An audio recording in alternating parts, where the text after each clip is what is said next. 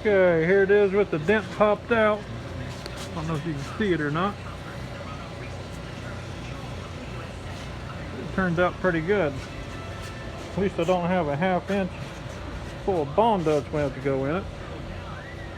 A couple little spots right here I just can't get up inside of this, so I have to put a little bit of Bondo or filler right there, but it turned out pretty good. I'm pretty impressed with it. Like I say, just can't get those like 5 little spots there.